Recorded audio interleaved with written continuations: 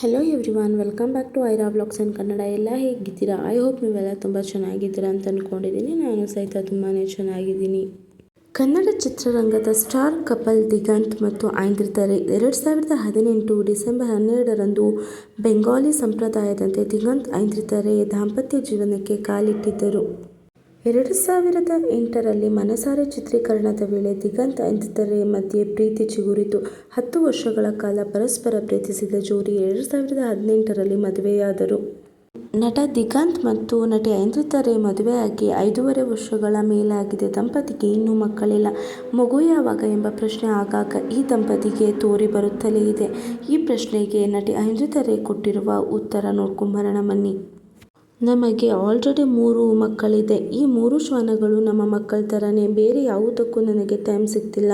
ನಾನು ಶ್ವಾನಗಳನ್ನು ತುಂಬ ಚೆನ್ನಾಗಿ ನೋಡಿಕೊಳ್ತೇನೆ. ತುಂಬ ಪಾಸಿಟಿವ್ ಆಗಿ ನೋಡಿಕೊಳ್ತೇನೆ. ಸದ್ಯಕ್ಕೆ ನಮಗೆ ಮಕ್ಕಳು ಬೇಡ ಅನಿಸುತ್ತದೆ ಎಂದಿದ್ದಾರೆ ಐಂದ್ರಿತಾ ರೈ.